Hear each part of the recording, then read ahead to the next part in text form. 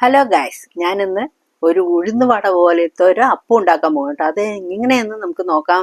അപ്പം ഞാനിത് നമ്മൾ ഉപ്പരച്ച ഇഡ്ഡലി മാവാണ്. അതിലേക്ക് കുറച്ച് ഉപ്പ് ഇട്ടിട്ടുണ്ട്. ആവശ്യമുള്ള മാവ് എടുക്കാം കേട്ടോ. നിങ്ങൾക്ക് എത്ര വേണ്ട വെച്ചാൽ ആവശ്യമുള്ള മാവ് എടുക്കാം. ഞാനിത് 2 കയ്യിലെടുത്തിട്ടുണ്ട്. ഞാനൊരു ചട്ടി വെച്ചിട്ടുണ്ട് കേട്ടോ. ഞാൻ ചീഞ്ചട്ടിയിലേക്ക് കുറച്ച് വെളിച്ചെണ്ണ, നിറയെ വെളിച്ചെണ്ണ ഒഴിച്ചിട്ടുണ്ട്. അതിൻ്റെ കൂടെ ഞാൻ എന്താ ഇട്ടിരിക്കുന്നത്, കുറച്ച് ജീരകം ഇട്ടു, പിന്നെ കുറച്ച് ചെറിയ ഉള്ളി ഇട്ടിട്ടുണ്ട്, കരിവേപ്പില ഇട്ടിട്ടുണ്ട്, കുരുമുളക് പൊടി ഇട്ടിട്ടുണ്ട് കേട്ടോ. എന്നിട്ട് ഈ മാവിനെ നന്നായിട്ട് ഇതങ്ങനെ ഞാൻ ചീഞ്ചട്ടിയിൽ ആ എണ്ണയിലേക്ക് ഒഴിച്ച് വെച്ചിട്ടുണ്ട്. ഇനി അതിൻ്റെ നടുക്ക് ഒരു ഗ്ലാസ് എടുക്കുക, കുറച്ച് എണ്ണ അതിലേക്ക് ഈ ഈ താഴെ ഭാഗത്തേക്ക് തേച്ച് കൊടുത്തിട്ട് ഞാനിതിൽ മാവിൻ്റെ ഉള്ളിലേക്ക് ഇറക്കി കൊടുത്തിട്ടുണ്ട്. എന്നിട്ട് നന്നായിട്ട് ആവി കയറ്റിയിട്ട് എടുക്കാം. നമ്മൾ ഊത്തപ്പമൊക്കെ ഉണ്ടാക്കില്ലേ, അതേമാതിരി. അപ്പം ഈ അരികു ഭാഗമൊക്കെ നമ്മൾ കരിവേപ്പിലയും ജീരകവും കുരുമുളകും ഉള്ളിയൊക്കെയാണ് കേട്ടോ. അപ്പം അതിൻ്റെ കളറാണ്.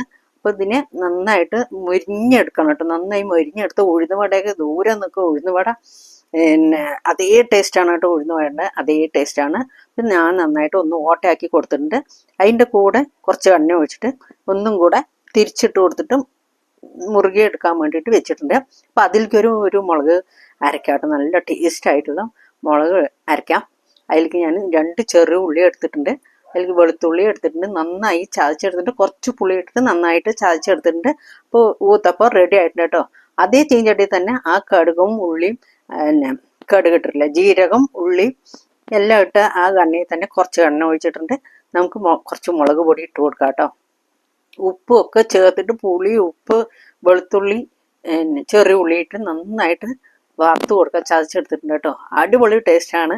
4 മണിക്കോ കുട്ടികൾക്കൊക്കെ ഇങ്ങനെ സ്കൂൾ വിട്ട് വരുമ്പോൾ ഉണ്ടാക്കി കൊടുത്താൽ അതിൻ്റെ കൂടെ കാപ്പി, നല്ല മുളക് ചട്നി പോട്ടിയിട്ട് കഴിക്കാനാണ്. നമ്മൾ 2 ആളും കൂടിയിട്ട്, 2 ആളേ ഉള്ളൂ, പിന്നെ കുട്ടിയുണ്ട് കേട്ടോ. ഞാനും കുട്ടിയുണ്ട്. 2 ആളും കൂടിയിട്ട് പോട്ടിയിട്ട് കഴിക്കാനുണ്ടോ. നിങ്ങൾ ഉണ്ടാക്കി കഴിക്കുക, പോട്ടിയിട്ട് കഴിക്കുക. കിണ്ണം കാലിയായിട്ടോ. അപ്പോൾ അടുത്ത വീഡിയോ കാണാൻ